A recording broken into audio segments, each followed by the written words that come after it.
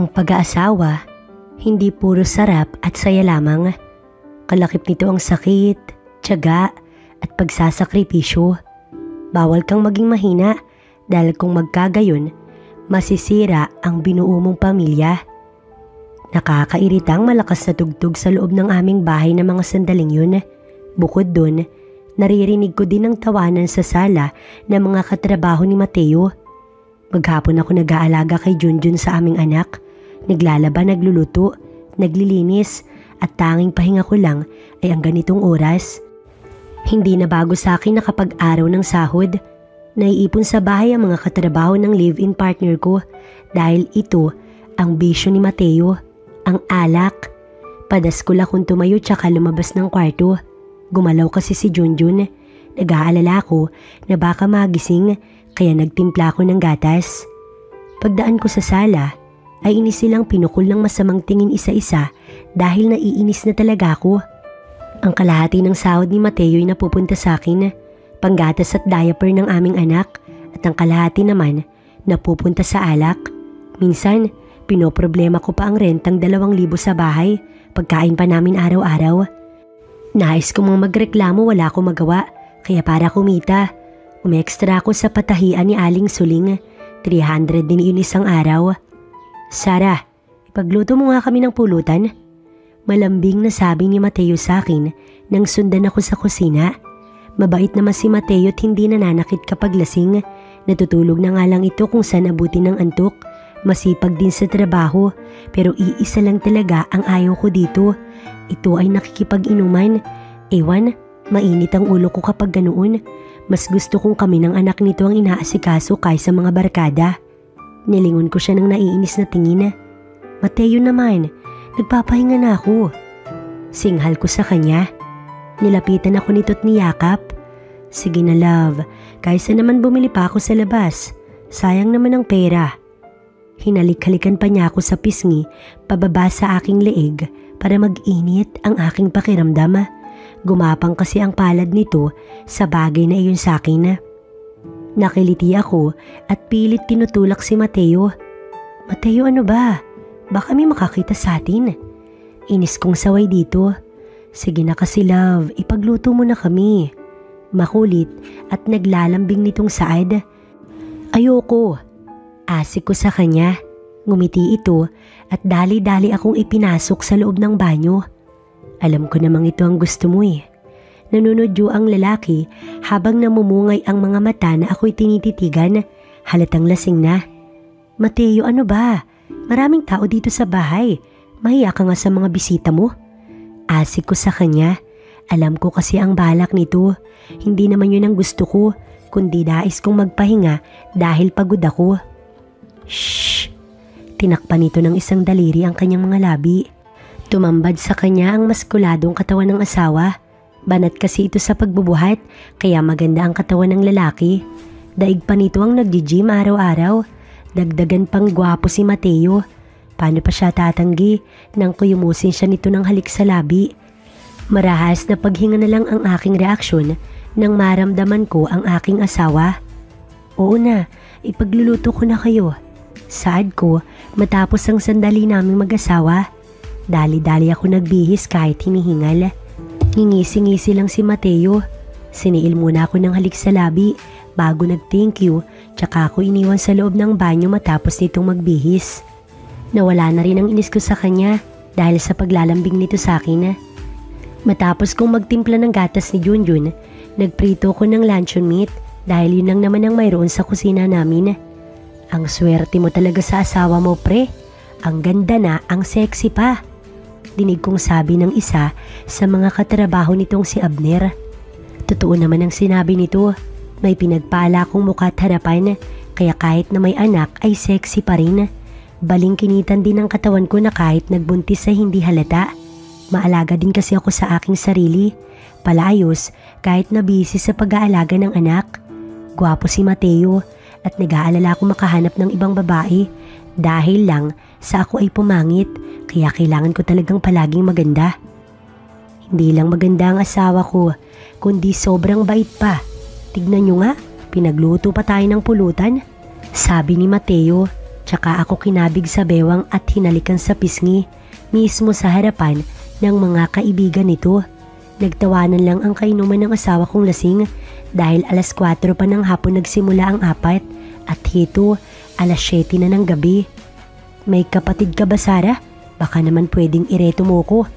Sabi sa akin ni Lucas na isa din sa kainuman ni Mateo. Nagtawanan na muli ang tatlo nitong kainuman.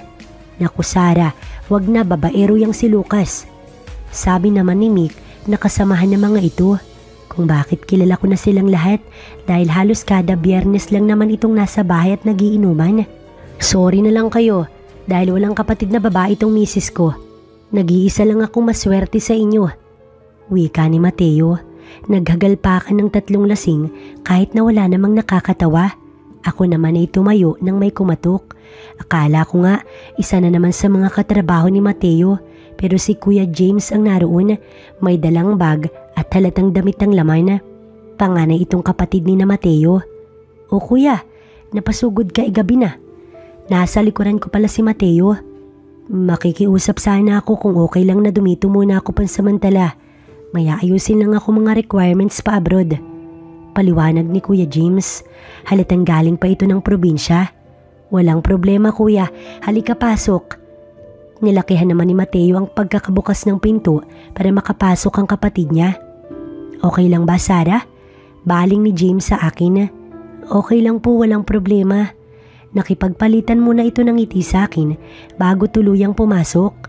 Sarah, ihatid mo muna si kuya sa kanyang magiging silid. Si Junjun sa kwarto muna natin. Mando sa akin ni Mateo. Tinagayan pa muna ito ni Mateo ng isang basong alak at pinakilala sa mga naroong kasamahan sa trabaho. Halika kuya sa magiging kwarto mo. Kamusta ang biyahe? Tanong ko rito. Okay naman. Kasunod ko na ito at nakasukbit ang bag sa isang balikat. May bitbit pa itong isang bag kaya parang dito magtatagal ang kapatid ni Mateo sa Maynila. Nangungupahan lang ba kayo dito? Habang inililibot ang paningin ni James sa paligid ng silid ay tanong nito. Oo kuya Kinarga ang natulog pang si Junjun at inilahad ang higaan para sa lalaki. Magpahinga ka muna. Wika ko pa rito. Tinitigan niya ako. Salamat Sarah. Medyo nahihiya nga akong tumuloy dito dahil baka makaabala ko sa inyo ni Mateo. Pero kasi need kong asikasuhin ang mga papeles ko para sa pag-alis ko. Pasensya na ha. Ang sabi ng lalaki. Nabalitaan ko dati, mag-a-abroad ito kaya tumangulang ako sa kanya at sinabing wag nang mahiya sa aming mag-asawa. Karga si Junjun na tinungo ko ang kabilang kwarto. Saktong paglabas ko ng silid, naulinigan kong may ibang babaeng pinag-uusapan sina Abner at Lucas. Si Mateo ay nakikisali din sa usapan. Dinig kong pupuntahan ng mga ito bukas para ayaing sumama sa barracks. Sa lakas ng tugtog, hindi ko masyadong maintindihan ang pinag-usapan pero kutob ko, pati si Mateo, interesado kung sino man yun. Alas 2 ng madaling araw natapos ang inuman. Antok na ako pero kailangan kong magligpit sa sala ng mga kalat. Sa sofa na rin nakatulog si Mateo dahil sa kalasingan. Inalalayan ko ito papasok sa aming silid matapos kong magligpit. Habang binibihisan ko si Mateo, ay may nalaglag na papel mula sa bulsa nito. Na-curious ako kaya pinulot ko yun at binuklat. Numero ng cellphone ang nakasulat pero walang pangalan. Sino kaya to? Tanong ko sa aking sarili. Naiiling lang na walang makuhang sagot kaya itinabi ko yun tsaka ipinatong sa mesa tsaka natulog na rin matapos maiayos ng higa ang aking asawa. Oh, ba't ikaw lang mag-isa naghahaponan? Napalingon ako nang marinig ang boses ni Kuya James. Pasado alas 7 ng gabi yun ay wala pa si Mateo. Bihira naman ang overtime ng mga construction worker pero halos 3 gabing magkakasunod na halos alas 10 na itong umuwi. May overtime si Mateo. Tugon ko na tumayo at kumuha ng plato para kay Kuya James. Kumusta ang lakad? Habang inilalapag ko ang platong hawak, sinadya kong ibahin ang topic. Lalong sumasama ang loob ko sa aking asawa. Simula nang dumating si Kuya James, napapansin din ito ang hindi magandang gawin ni Mateo at minsan ko na ring narinig na pinagsasabihan ito ang kapatid. Okay naman, baka ngayong linggo makumpleto ko na. Nagsimula na itong kumain ng sumagot. Simula nang dumating ito sa bahay, araw-araw nilalakad ng lalaki ang mga requirements pa abroad. Mabuti pa nga si Kuya James, may plano sa buhay. Naisip ko lang na sa madalas na nagiinom ng alak si Mateo, parang hindi nito inaalala ang aming anak. Tila ba kontento na nitong masayang nakakasama ang mga barkada sa inuman at di baling wala kaming makain. Kaya bukas, kailangan ko na namang umextra sa patahian ni Aling Suling dahil wala nang panggatas si Junjun. Malaki ba yung sweldo dun? Curious niyang tanong sa lalaki. Malaki kumpara sa atin. Balak ko kasing patayuan ng bahay yung lupang namana ko kay Itay. Tumatanda tayong kailangang may maipundar. Lihim akong humanga kay Kuya James. Hindi ko kasi narinig yung ganoon sa aking asawa. Nais ko din sanang maging responsabling tao si Mateo, lalo't may anak na kami pero wala. Sana naman ay magbago na ito. Matapos nilang kumain, nakipagkwentuhan pa muna sa kanya si Kuya James habang ako'y naguhugas. Gamitin mo na nga lang pala ito, Sarah. Nakita ko kasing wala nang laman ng lagayan ng gatas ni Junjun kanina. Nagulat pa ako nang bumalik si Kuya James habang nasa kusina pa ako. Totoo naman ang sinabi nito, kaninang tanghali pa ubos ang gatas ni Junjun. Wala namang inabot sa akin si Mateo nung huli itong sumahod dahil nagbayad daw ito ng utang sa kantin, kaya inutusan ako mangutang muna sa tindahan kay Aling Tinay. Saglit ako natigilan habang nakatitig sa perang inaabot nito. Tanggapin mo na, Sarah, tulong ko na lang yan sa pamangkin ko. Kinuha na nito ang isang palad ko at inilagay doon ang pera bago pa man ako makapagprotesta. Nginitian pa ako nito kasabay na tumalikod. Napabuntong hininga na lang ako habang tinititigan ng buong 500 sa aking palad. Sa isip-isip ko, ibabalik ko na lamang iyon kapag nagkapera na ako. Aling Tinay! Tawag ko sa may-ari ng tindahan na malapit sa amin. Tinungo ko agad pagkatanggap ko ng pera kay Kuya James. Talagang naaawa na ako sa aking anak. Mabuting at kumakain na ito ng kanin kahit asukal lamang ang ulam. Oh, gabi na, Sarah. Ngayon ka lang ba binigyan ng pera ni Mateo? Tanong nitong may pag-uusyoso.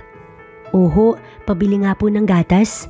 Sabi ko na lamang dahil ayoko na makipagsagutan pa kay Aling Tinay dahil wala akong balak magtagal at baka magising si Junjun. Pagdating ko sa bahay, nakita kong isinasayaw ni Kuya James ang aking anak habang umiiyak. Nagising na ito kaya dali-dali ako nagtimpla ng gatas para makadede. Huminto naman ito pagkatapos kong padidein na tila ba gutom na gutom at nasaid agad ang laman ng baby bottle.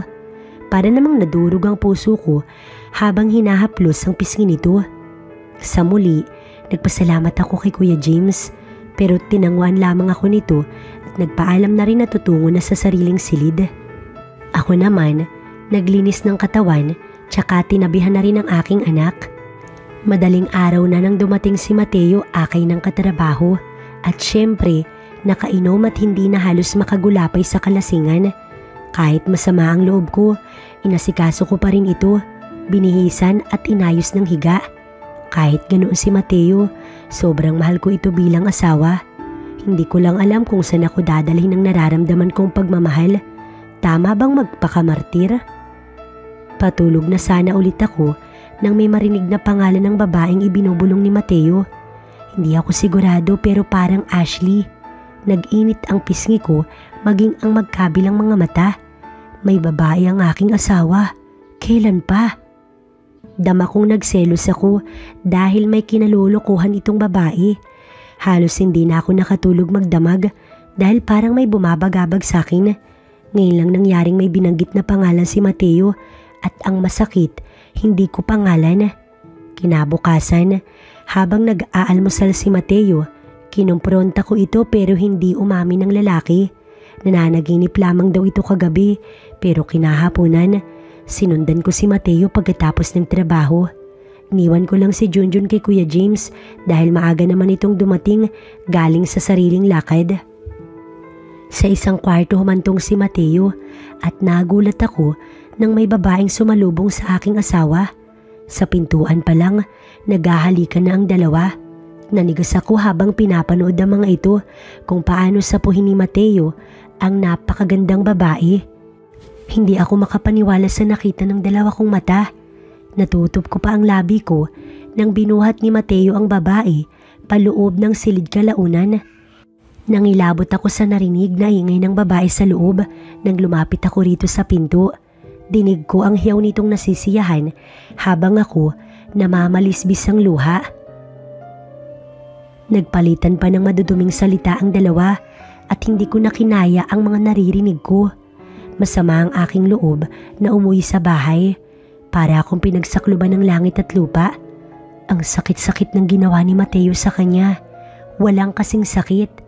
Ano pa bang hahanapin nito sa kanya? Maganda at sexy din naman siya. Kung tutuusin, mas maganda pa siya sa babaeng nakitang kasama nito sa kwarto kanina. Umuwi akong umiiyak pero hindi ipinahalata. Pagdating ay naawa akong tinignan si Junjun na natutulog sa aming silid. Nagkamali akong minahal ko pa si Mateo pero sinaktan lang din ako't niloko. At dahil sa sakit na dulot nito, mas masakit ang gagawin ko. Naligo ako't nagbihis ng kaakit-akit.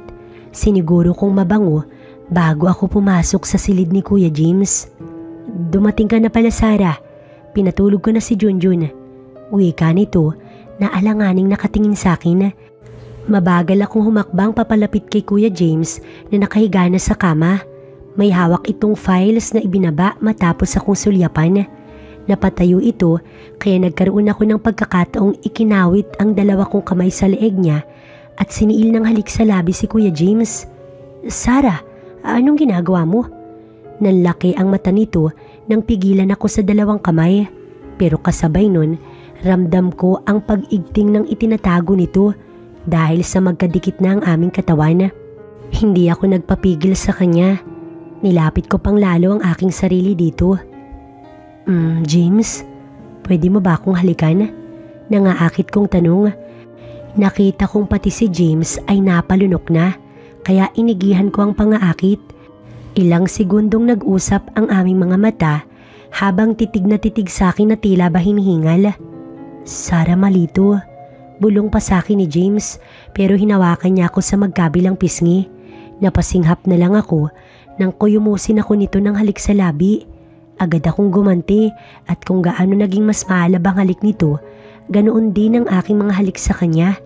Tila naglock ang aming mga labi at isa-isang nalalasap ko na ang nakakalitong pakiramdam na nagmumula sa mga labing yun. Hindi ko na naiwasang mag-ingay. Ganitong-ganito din marahil ang naramdaman ni Mateo sa piling ng ibang babae ngayon. Patas lang kami. Mga walang ya kayo? Paano nyo nagawa sa akin to? Malakas na sigaw ni Mateo na nagpagising sa akin. Umaga na at nasa kwarto ko ni James nakatulog. Nanlilisik ang mga mata ni Mateo habang nakatingin sa amin ni James pero imbis na matakot ako, nagdiwang pa ang aking kalooban. Ito ang eksenang gusto kong maabutan sa amin ni James at masaktan din ito katulad nung sakit na naramdaman ko pagkakitang may iba ito. Sa galit ni Mateo, sinugod nito ang kapatid na ngayon ay nakapagbihis na. Isang malakas na suntok ang pinakawalan ni Mateo na agad nasalang ng kapatid. Walang yaka. Kuya pa naman kita. Ang daming babae dyan. Bakit asawa ko pa? Bakit? Halos mawala sa sarili si Mateo na pinagsususuntok ang lalaki. Habang ako nanunood lamang, bawat suntok nito sinasalo ni James. Wala akong imik at hinayaang kumalma si Mateo. Magpaliwanag ka sa akin, Sarah. Paano mo nagawa sa akin to? Magkahalong galit at hinanakitang nakikita ko ngayon sa mga mata ni Mateo. Nilapitan ko siya at sinampal dahil sa inis na naramdaman ko sa kanya. Parehong nagulat ang dalawa, maging si James at Mateo'y natigagal. Anong pakiramdam ng niloko, Mateo? Di ba masakit? Galit kong usal. Natigilan ito habang nakatingin sa akin kaya sinamantala ko yun. Akala mo ba hindi ko alam na may babae ka? Na pati sa pagtulog napapaginipan mo yung Ashley na yun? Dagdag ko pa rito. Kaya ngayon patas na tayo. Malaya ka na, Mateo. Gawin mo na lahat ng gusto mo, maghiwalay na tayo. At pagkasabi ko nun, tinalikuran ko na siya at hindi na hinayaang magsalita pa. Pagkatapos ng ginawa kong pagganti gamit ni James, buong akala ko magiging masaya na ako. Ngayong umalis ako sa bahay kasama ang anak ko, may mga gabing umiiyak ako dahil sa pangungulila sa aking asawa. Pero naisip ko na walang patutunguhan ang buhay ko kung mananatili ako sa tabi ng aking asawa. Dito ako tumakbo sa aking kapatid matapos lumaya sa amin. Ayokong ipaalam sa magulang ko ang nangyari dahil tiyak pupuntahan ito ng aking ama. Kahit papaano ay nahihiya ako sa aking magulang. Tinanggap naman agad kami ni Junjun matapos kong sabihin ang panluloko sa akin ni Mateo. Sabi pa nga ni ate, tama lang ang ginawa kong pag-iwan kay Mateo para ma-realize nito ang pagkakamaling nagawa. Nagpatuloy ako sa buhay kasama ang aking anak kahit wala na kami ni Mateo. Inisip ko na lang na hindi sapat na mahal lang namin ang isa't isa, kundi dapat may kasamang respeto sa aming pagsasama. Buong akala ko na hantong pa kami sa kasalan at magkapanabay na maglalakad sa gilid ng dagat na magkahawak kamay hanggang sa aming pagtanda. Pero nasayang lang ang panahon at oras ko sa taong hindi ako mahal. Kumusta ka na? Tanong ni James sa akin sa kabilang linya. 1 taon nang matuloy na lumipas kaya nagulat ako nang mag-video call ito. Ngayon ko lang na-realize ang pagkakamaling nagawa ko noon. Maghihiwalay lang din naman kami ni Mateo. Nasira ko pa ang magandang relasyon nilang magkapatid. Okay kami ni Junjun. Tipid ko namang tugon. Natuloy ako sa Dubai. Medyo mahigpit dito kaya gabi lang ako nakakapuslit gumamit ng cellphone. Alam ko namang matutuloy talaga ito dahil ibang-iba si James kay Mateo. May pangarap ito sa buhay. Pasensya ka na nga pala sa nangyari. Saad ko rito. Alam na nito ang ibig kong sabihin. Tinitigan niya ako ng seryoso sa screen. Alam mo bang hindi na kita makalimutan, Sarah? Yung mga halik mo sa akin. Napalunok ako at biglang nag-init ang magkabilang pisngi. Anong ibig sabihin nito? Nga pala, wag ka nang umasang babalikan ka pa ni Mateo. Masakit tong sasabihin ko sa'yo pero dahil hindi na mangyayari yun, alam mo bang umuwi siya sa amin kasama ng babae niya? At ang masakit, kinamkam niya ang lupang ipinamana sa akin ng aking ama na nagmula pa kay lolo. Nasaktan ako sa narinig tungkol kay Mateo. Talagang mas pinahalagahan pa nito ang iba kaysa sa aming mag-ina. Pero ano pa bang inaasahan ko sa isang irresponsableng tao? Sana lang hindi nito lokohin ang bago nitong ka-live-in. Ngayon alam ko kasing cheater is always a cheater. Kaya Sarah, kung hindi mo mamasamain na sana pagbalik ko ng Pinas, pwede ko pa kayo makasama ni Junjun. Pangako, hindi ko gagawing saktan ka katulad ng pananakit na ginawa sa'yo ni Mateo. Naumid ako, hindi ko to inaasahan. Pero parang hinaplos ang puso ko at biglang gumaan ang aking pakiramdam. Siguro nga panahon na rin para mag-let go ako ng damdamin sa dati kong kinakasama. Wala akong ipinangako kay James pero naging madalas ang pag-uusap namin. May time na pati si Junjun kinakausap nito. Nagpapadala rin ng pera si James para daw sa bata dahil nga paglipas lang ng 1 taon, buntis na daw ang kinakasama ni Mateo. Kaya inaasahan ko nang hindi na nito maaalala ang sustento sa anak. Kaya si James halos lahat ang nagpapadala ng mga pangangailangan ni Junjun. 3 kaarawan ni Junjun na nga kung uuwi si James. Hindi naman ako umaasa dahil may trauma na ako sa mga pangako ni Mateo. Pero nagulat ako nang tumawag ito ng gabi na ready na ang mga gamit ng lalaki pa uwi ng Pinas kinabukasan. Kaya maaga pa, nasa airport na kaming dalawa ni Junjun. Masayang sinalubong sa lalaki. Maliman, pero ibang-iba ang naramdaman ko pagkakita kay James. Tila ba napakatagal ng 2 taon. Sa halip dumiretso kami pa uwi kina ate, tumuloy kami sa isang beach resort malapit sa Maynila na ipinabook pala ni James 3 araw na ang nakakalipas. Dito daw namin igugugol ang 1 linggong bakasyon ni James at dito rin namin isi-celebrate ang kaarawan ni Junjun. Kinagabihan, sabik kami sa isa't isang tinawid na muli ang mundo ng pagkakasala. Walang tigil ang pag-iingay naming dalawa ni James habang nasisiyahan. Mabuti na lang talaga tulog na si Junjun sa kabilang kama, kundi magtataka ito kung bakit umaalog ang higaan naming dalawa ni James. Sa ngayon, si James na ang kinikilalang ama ng aking anak. Katunayan, papa na ang tawag nito sa lalaki na siyang namulatang madalas kausap kahit na sa video call lang. Kung tutuusin, Si James ang siyang mas tumayong ama ni Junjun. Kaya ngayong kasama ko ito, wala akong pinagsisihang inakit ko ang lalaki nun. I love you so much, Sarah. Sa kabila ng intense na paghalik ni James ay bulong nito. Pareho kaming pagod nang matapos ang mainit na sandali sa pagitan namin. Kung noong una, may naganap sa amin ay nag-alangan pa ako. Ngayon, matapos kong ibigay ang sarili sa lalaki, tsaka ko lang naramdaman na masigit akong naging masaya. Masaya din naman ako noon tuwing dadalhin ako ni Mateo sa dulo. Pero ibang-iba sa mga bisig ni James. Mas dama kong mahal ako kaysa sa kailangan lang ang katawan ko. I love you too, James. Tugon ko, yun ang totoo. Hindi ko lang alam kung kailan nagsimula, pero baka nga noong nasa Dubai pa ang lalaki at kausap ko lang sa cellphone. Thank you, Sarah. Please marry me. Nakikiusap si James. Umalo ng puso ko sa sobrang tuwa dahil sa sinabi nito. Ilang taon din kami ni Mateo pero hindi ako pinakasalan. Samantalang si James ngayon, mas naramdaman ko yung sinabi niyang pagmamahal. Hindi na ako nagpakipot pa at umuo sa alok nitong kasal.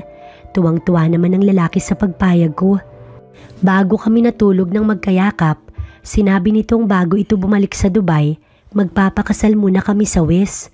Kinabukasan paggising ko, wala na akong katabi. Wala si James maging si Junjun. Ang tanging naroon lang ay ang flower na nasa ibabaw ng side table. Bumangon ako't nagtungo sa banyo upang maghilamos bago inamoy ang fresh flowers. Nakakapagtaka naman kung paano nakakuha si James ng ganoong bulaklak samantalang malayo kami sa flower shop. Mama! Sigaw ni Junjun. Kasama nito si James at may dalang pagkain. Dito na tayo mag-breakfast sa room and after that mag-swimming na tayo. Anunsyo ni James. Natuwa naman ang anak ko't masiglang kumain. Nauna pa nga itong magbihis dahil nais ng bata na maligo kaagad. Ako naman, nagsuot lang ng maiksing short at sando na puti. Hindi ko ginaya ang mga naroong naliligo na nakasuot lamang ng swimsuit dahil baka magselos ang aking boyfriend. Kahit pala paano, may apil pa ako dahil sandaling natulala sa akin si James. Aminado naman akong maganda at sexy pa rin ako kahit may isang anak. Masaya kaming nagtampisaw sa dagat na para bang isang masayang pamilya. Naririnig ko ang tili ni Junjun habang hinahabol ni James sa mababaw na parte ng dagat. Ang kagandahan lang kay James, nang sabihin nitong mahal ako, ganon din ito kamahal si Junjun. Isang linggo kami sa resort bago nagpa siyang bumalik ng Maynila. Sa isang linggo, puro tuwa ang naranasan ko sa piling ni James. Nais itong ipagpaalam ako sa aking magulang na pakakasalan, kaya bahagya akong kinabahan dahil walang alam ang mga itong hiwalay na kami ni Mateo. Si ate ay hindi na nagulat sa presensya ni James nang kami ay umuwi dahil alam nitong nasa Dubai pa lang ang lalaki. Madalas na kami mag-usap ng lalaki. Bukod dun, nagpapadala din ito ng pera sa akin para kay Junjun. Sinabi ko na rin na nagplano na kaming dalawang magpakasal. Lumipat din kami ng bahay dahil nais na nitong makasama kami ni Junjun bago pa man ito umalis. Nang magpaalam ang lalaki sa aking magulang at magpapakasal na kami, hindi naman ito tumutol. Doon lang din nalaman ng magulang ko na halos 2 taon na kaming hiwalay ni Mateo. Pero mabuti na lang at dahil sa pagpapaliwanag ni James sa mga ito, madaling natanggap ang nangyari. Ikaw ba, James, ay sigurado na dyan sa anak ko? Baka matulad ka lang din sa kapatid mong manloloko. Wala kaming kamalay-malay na hiwalay na pala silang dalawa. Sabi ni Itay kay James. Itay, iba po si James kay Mateo. Nakasimangot kong tugon. Anak, naniniguro lang ako. Kami ng iyong ina. Opo, Itay, mahal ko po ang anak niyo. Nangangako ako sa inyong harapan na hindi ko sasaktan katulad ni Mateo ang inyong anak. Tugon naman ni James, tsaka lamang naging panatag ang aking mga magulang. Hanggang sa ginanap ang aming simpleng kasal sa West na tumagal lamang ng 2 oras. Naroon ang ate ko kasama ang asawa nito at aking mga magulang. Masaya na ba ang misis ko? Nakangiting tanong ng aking asawa pag uwi namin sakay ng taxi. Naghiwa-hiwalay kami agad pagkagaling sa restaurant dahil doon kami dumiretso mula sa munisipyo. Naging emosyonal ako habang nagpapasalamat kay James pero niyakap lamang ako nito. Hindi ko kasi naranasan ng ganito kasaya sa piling ni Mateo nun.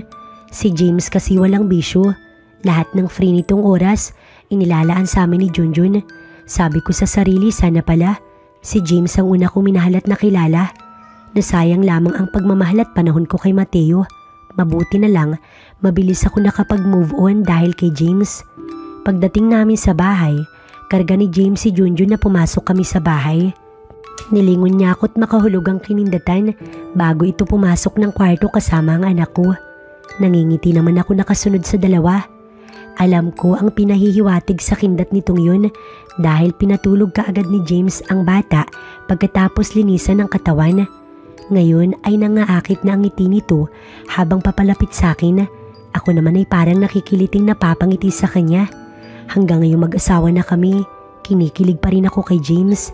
Kahit noong nag-uusap lang kami sa cellphone, marinig ko lang ang boses nito, miss ko na kaagad. I love you, Sarah. Finally akin ka na. Kinabig niya ako at agad siniil ng sabik na halik. Agad naghinang ang aming mga labi hanggang sa halos pareho na kaming kapusin ng hininga. Naramdaman kong kumilos si Junjun pero hindi namin alintana kung ito ay nagising. Sa halip na sa kama ako hiniga ni James ay sa simento para daw walang lumalangit-ngit. Natawa ako sa kalokohan niya pero kasabay nun ang pagbaon ng kuko ko sa kanyang likuran. Pakiramdam ko'y narating ko agad ang dulo sa ginawa ni James. Hindi namin maiwasang wag mag-ingay. Kasi naman talagang kakaiba ang pakiramdam. Hindi nakakasawang ulit-ulitin. Kaya umaga, tanghali, gabi namin ginagawa yung mag-asawa. Hanggang sa pagbalik ni James sa Dubai.